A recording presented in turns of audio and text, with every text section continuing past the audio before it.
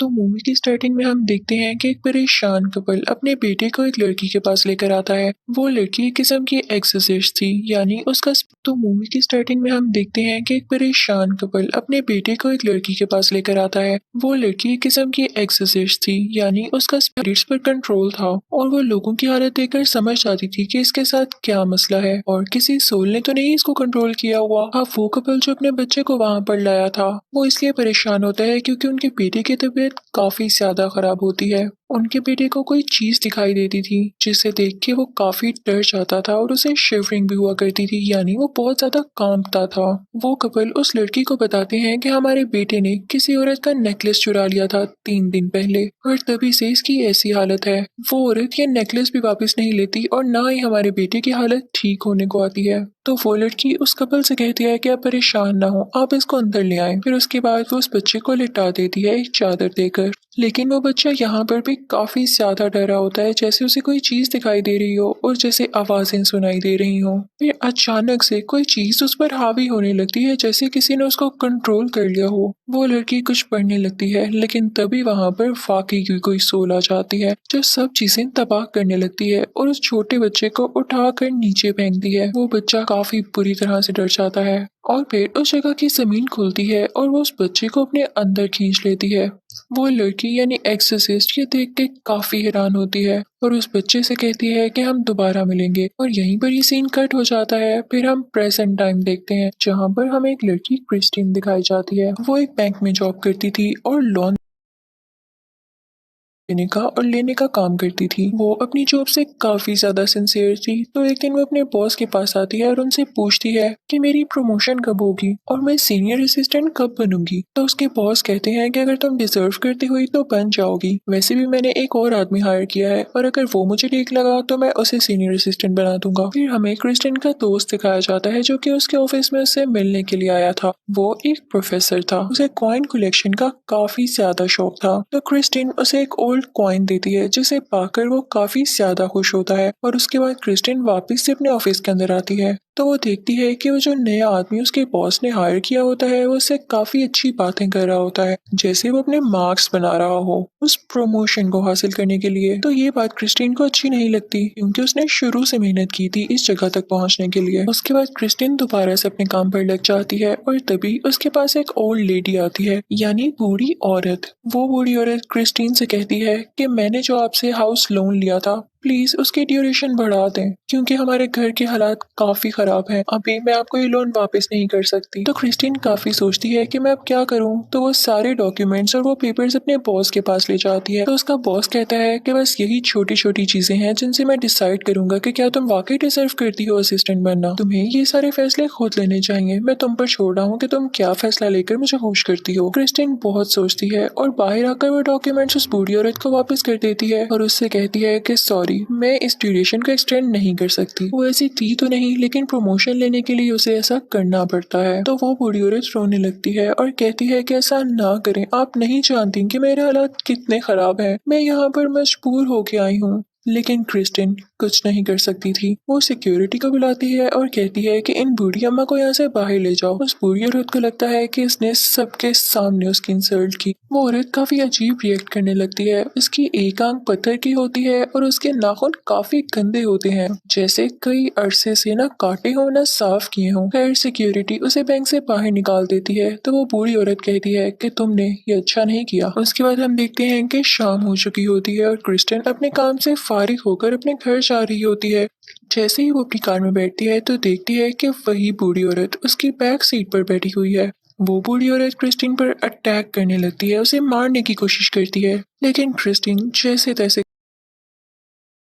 करके उसे अपनी गाड़ी से नीचे धक्का दे देती है। लेकिन वो बूढ़ी औरत भी क्रिस्टीन को उसकी अपनी गाड़ी से ही बाहर खींच देती है और फिर उसके कोट का एक बटन खींचती है और उस पर कुछ पढ़ने लगती है। यहाँ पर हम ये भी देख सकते हैं कि उस बूढ़ी औरत के दांत भी काफी गंदे और अजीब थे। किसी इंसान के दांत तो हर किसने ही लग रहे थे वो। और इसी के साथ ही वो क्रिस्टीन बेहोश हो जाती है और जब उसे होश आता है तो वो देखती है कि बूढ़ी औरत कहीं पर भी नहीं थी। लेकिन वहां पर पुलिस थी जो उससे कुछ सवाल कर रही थी, इन्वेस्टिगेशन कर रही थी। अब अगले दिन क्रिस्टीन और उसका दोस्त घूम रहे होते हैं। उसका दोस्त इसलिए उसे घुमाने लेकर गया था ताकि वो अच्छा फील करे। तभी रास्ते में एक पाम रीडर की शॉप आती है, यानी एक ऐसा आदमी जो कि फ्यूचर के बारे में और स्पिरिट्स के बारे में बता सकता था। क्रिस्टीन अपने दोस्त से बहुत जिद करती है कि मुझे भी जाना है इसके अंदर, मुझे उस आदमी से बहुत कुछ पूछना है, और उसके दोस्त को उसकी खातिर उसके साथ जाना पड़ता है। वो फॉर्च्यून टेलर क्रिस्टीन से $60 चार्ज करता है, और ये क्रिस्टीन के दोस्त को अच्छा नहीं लग रहा होता क्योंकि वो ये समझ रहा था कि ये फ्रॉड है।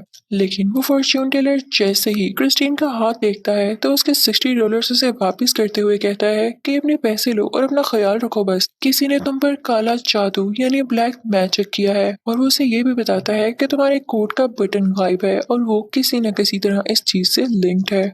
तो हमें यहाँ पर आइडिया हो जाता है कि उस पर काला जादू करने वाला कोई और नहीं बल्कि वही अजीबोगरीब बूढ़ी औरत थी। लेकिन क्रिस्टीन का दोस्त इस चीज को फ्रॉड कहते हुए वहां से बाहर आ जाता है और कहता है कि ऐसी बातों पर ध्यान मत देना। अब क्रिस्टीन अपने घर चली जाती है। घर जाके उसके साथ बहुत अजीबोगरीब चीजें होने लगती हैं। उसे शैडोज नजर आने लगते हैं, उसे आवाजें सुनाई देने लगती हैं। जब उसका दोस्त वहां पर आता है तो अपने दोस्त को सब कुछ बताती है। तो उसका दोस्त कहता है कि मैंने तुम्हें कहा था ना कि तुम्हारी तबीयत नहीं ठीक, हो सकता है कि उस दिन जब तुम बेहोश हुई ये उसके बाद के असरात हों, यानी इफेक्ट्स हों तुम पर। लेकिन क्रिस्टीन कहती है कि नहीं, ये मेरा वहम नहीं है, मैं इसको एक्सपीरियंस कर रही हूँ। अगले दिन क्रिस्टीन खुद को संभाल कर बैंक दोबारा जाती है, और जब वो अपनी जगह पर बैठी होती है तो उसे ऐसा लगता है जैसे वही बूढ़ी औरत उसके पास दोबारा आई है, क्योंकि ऐसा लगता है जैसे उसने उसके टेस्ट पर हाथ रखा हो, उसके वही गंदे नेल्स। और इसी के साथ ही क्रिस्टीन के नाक से खून आने लगता है। वो इस सबसे काफी घबरा जाती है, डर जाती है कि मेरे साथ आखिर हो क्या रहा है, और वहां से रोती हुई चली जाती है। वो सीधा उसी बूढ़ी औरत के घर जाती है। जब वो दरवाजा नॉक करती है तो अंदर से उस बूढ़ी औरत की बेटी बाहर आती है और कहती है कि क्यों आई हो तुम यहाँ पे,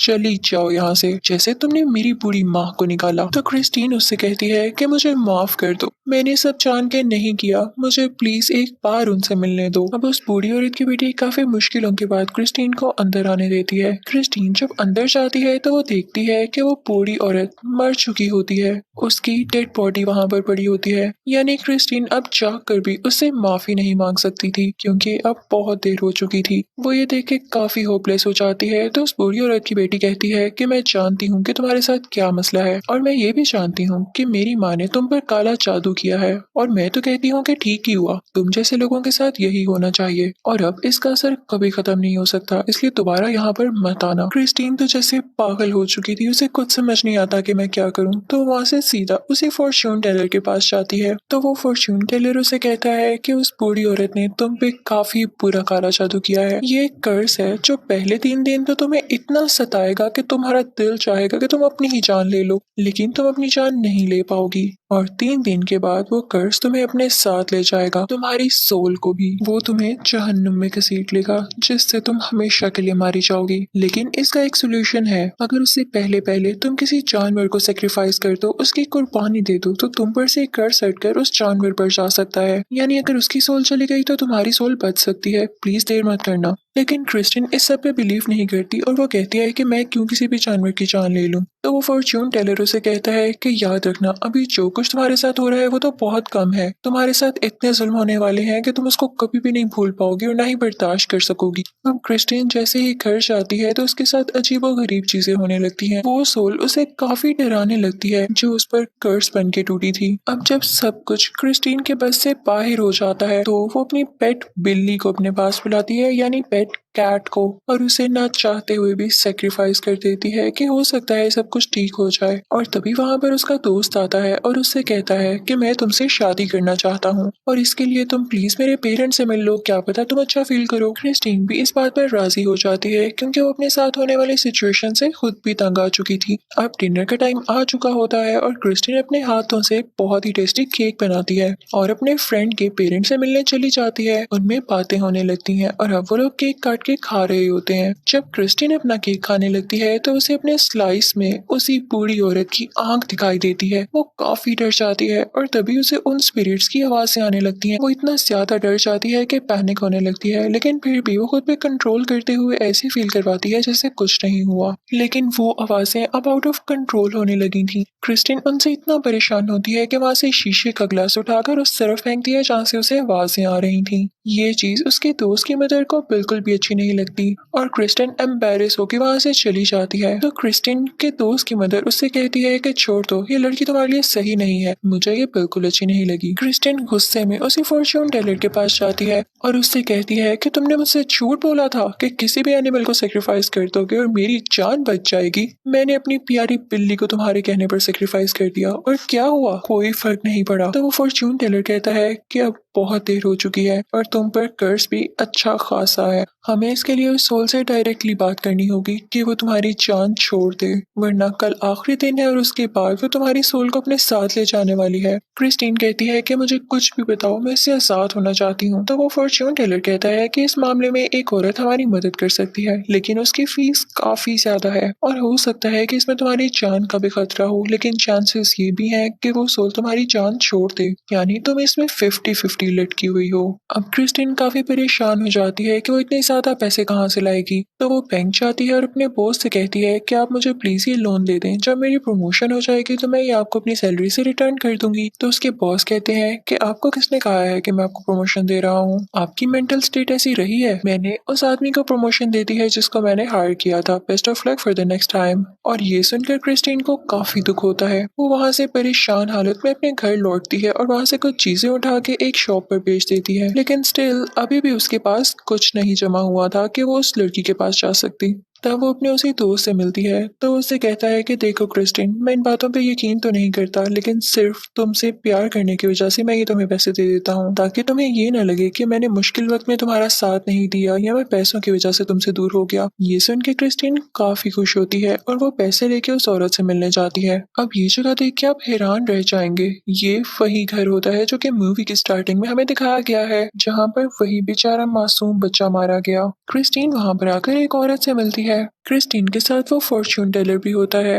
अब हमें यहाँ पर पता चलता है कि ये बूढ़ी औरत वही छोटी लड़की थी जो कि उस छोटे बच्चे को उस दिन बचा नहीं पाई थी। वो क्रिस्टीन से कहती है कि मैं आज तक खुद को माफ नहीं कर सकी कि मैं उस बच्चे को इस घर से आजाद नहीं करवा सकी, क्योंकि ये कर्ज है ही ऐसा, लेकिन मैं तुमसे वादा करती हूँ कि जितना हो सका मैं तुम्हें इस घर से दूर ले जाऊंगी। और फिर वो उसे उस जगह पर लेकर आती है जहाँ पर वो बच्चा जमीन के अंदर चला गया था और उसे वो जगह दिखाती है। अब वो लोग एक टेबल के गेट बैठ जाते हैं। वो टोटल 4 लोग होते हैं, एक क्रिस्टियन, एक वो फॉर्च्यून टेलर, एक ये बूढ़ी औरत और उसका एक असिस्टेंट। वो बूढ़ी औरत अपने असिस्टेंट से कहती है कि एक बकरा लेकर आओ, यानी गोट। और उसके बाद वो क्रिस्टीन से कहती है कि हम कुछ पढ़ेंगे और जैसे ही तुम फील करो कि तुम्हारे अंदर वो सोल आ रही है तो अपना हाथ फौरन से इस बकरे के ऊपर रख देना, ताकि वो इसकी सोल को ले जाए, तुम्हारी सोल को नहीं। साथ ही वो अपने असिस्टेंट को ये भी कहती है कि जैसे तुम फील करो कि इसमें सोल आ चुकी है तो तुम्हें इस बकरे की गर्दन काटनी होगी, यानी इसे ज़िबाह करना होगा, और इसी के साथ ये कर्ज खत्म हो जाएगा। अब वो लोग रिचुअल स्टार्ट करते हैं तो हम देखते हैं कि उसी बूढ़ी औरत में वो कर्ज वाली सोल आ जाती है। तो फॉर्च्यून टेलर उससे पूछता है कि क्या चाहती हो तुम, तो वो आगे से कहती है क्रिस्टीन की सोल। तो वो जल्दी से उस बूढ़ी औरत का हाथ पकड़कर उस बकरे पे रख देता है जैसे कि उसने कहा था। अब वो सोल आ चुकी थी उस बकरे में और वो जो मासूम बकरा हमें दिख रहा था वो काफी खौफनाक हो गया था, एक डेडली किस्म का बकरा। कभी सोचा है आपने? जैसे ही उस बूढ़ी औरत का असिस्टेंट उस बकरे को ज़िबा करने के लिए आगे बढ़ता है तो वो बकरा उसी के हाथ पर काट लेता है, जिसकी वजह से वो कर्ज वाली सोल उसी असिस्टेंट के अंदर चली जाती है और वो भी अब काफी डेडली हो चुका था, सब पर अटैक करने लगता है वो। लेकिन वो बूढ़ी औरत होश में आ चुकी थी और वो फौरन से अपने असिस्टेंट की बॉडी से उस कर्ज सोल को बाहर निकाल फेंकती है, लेकिन इस दौरान उसकी काफी एनर्जी लगती है और वो कर्ज सोल उसे काफी जख्मी भी कर देती है, जिसे वो बेचारी बूढ़ी औरत बर्दाश्त नहीं कर पाती और वहीं पर मर जाती है। ये देख के सब काफी परेशान हो जाते हैं क्योंकि उनकी आखिरी होप भी अब नहीं रही थी। क्रिस्टीन को काफी दुख होता है कि मेरी वजह से कितने लोगों की जान जाएगी अब। तो वो फॉर्च्यून टेलर अब क्रिस्टीन से कहता है कि हमारे पास आखिरी सोल्यूशन यही बचा है कि जिस बटन पे उस बूढ़ी औरत ने तुम पर ब्लैक मैजिक किया था उसे पकड़ो, किसी एनवेलप में रखो और किसी और को दे दो ताकि ये कर्ज तुम पर से हट के किसी और पे चला जाए। फिर हम देखते हैं कि क्रिस्टीन अपने घर जा रही होती है और उसके साथ उसका वही दोस्त होता है। उसने उस बटन को एक एनवेलप में बंद किया हुआ था और साथ उसके कुछ डॉक्यूमेंट्स भी थे। लेकिन रास्ते में उनके सामने एक बुरा आदमी आ जाता है और क्रिस्टीन के दोस्त को फौरन से ब्रेक लगानी पड़ती है, जिसकी वजह से क्रिस्टीन के सारे डॉक्यूमेंट्स और वो एनवेलप भी जिसमें बटन था आपस में मिक्स हो जाते हैं। अब क्रिस्टीन का घर आ चुका था और उसका दोस्त उससे कहता है कि कल रेलवे स्टेशन पर आना, हम घूमेंगे, ठीक है, ताकि तुम अच्छा फील करो और उसके बाद हम ये भी डिसाइड कर लेंगे कि ये बटन वाला एनवेलप किसे देना है हमें, ठीक है। लेकिन फिर उसके बाद जब अपने दोस्त से मिलती है और ये सोच रही होती है कि ये एनवेलप किसे दिया जाए, तो उसका दिल इस बात को मानने पर तैयार नहीं हो रहा होता कि मैं अपना कर्ज किसी भी मासूम इंसान को दे दूं और उसकी जान चली जाए। वो फौरन से उसी फॉर्च्यून टेलर के पास जाती है और उससे पूछती है कि क्या जरूरी है कि ये बटन या ये एनवेलप हम किसी जिंदा इंसान को देकर उस पर ये कर्ज दें, क्या ये मैं किसी डेड बॉडी को दे सकती हूँ। तो फॉर्च्यून टेलर कहता है कि हाँ, ये तुम उसी बूढ़ी औरत को दे सकती हो जिसने तुम पर ये कर्ज किया हो। तो क्रिस्टन फौरन से उस बूढ़ी औरत की कब्र के पास जाती है। उस रात काफी तेज बारिश हो रही थी। क्रिस्टन फिर भी हिम्मत करके उसकी कब्र खोदती है और उसकी डेड बॉडी सामने देखकर फौरन से वो बटन वाला एनवेलप उसके मुंह में डाल देती है। वो काफी लाइट फील कर रही थी कि उसने अपना कर्ज अब इस बूढ़ी औरत को वापस लौटा दिया था। फिर अगले दिन हम देखते हैं कि क्रिस्टन काफी खुश होती है और काफी वेल ड्रेस्ड होती है। वो अपने दोस्त से उसे रेलवे स्टेशन पर मिलने जाती है तो उसका दोस्त उससे कहता है कि याद है जब कल हमारी फाइल्स मिक्स हो गई थी तो आप मेरे वो कॉइन वाला एनवेलप अपने साथ ले गई थी और जो आपके बटन वाला एनवेलप था वो मेरी गाड़ी में ही रह गया था। और जैसे ही वो उसे बटन वाला एनवेलप दिखाता है तो क्रिस्टीन की तो जान ही निकल जाती है क्योंकि आज आखिरी दिन था, उस कर्ज को वापस करने का टाइम निकल चुका था। तो इसीलिए क्रिस्टीन वहां पर ही रेलवे ट्रैक पर गिर जाती है। उसका दोस्त उसे उठाने की और बचाने की कोशिश करता है लेकिन नाकाम रहता है। तभी वो रेलवे ट्रैक नीचे से खुलने लगता है, उसमें से आग निकलने लगती है और किसी सोल का हाथ निकलकर क्रिस्टीन को अपने साथ उस जमीन में खींच लेता है। यानी ये कर्ज ना तो रिवर्स हुआ था और ना तो खत्म, इसने क्रिस्टीन की जान लेनी ही लेनी थी। क्रिस्टीन का दोस्त ये सब कुछ देखते हुए भी अपनी दोस्त को नहीं बचा पाता। उसकी आंखों में बस आंसू रह जाते हैं और रिग्रेट कि उसने वो एनवेलप पहले क्यों नहीं देखा। और देखते ही देखते वो सोल उसे हेल की तरफ ट्रैक कर लेती है, यानी खींच लेती है और क्रिस्टीन का दोस्त उदास बैठा रह जाता है। इसी के साथ इस मूवी की काफी सैड और अजीब एंडिंग हो जाती है। Thank you for watching.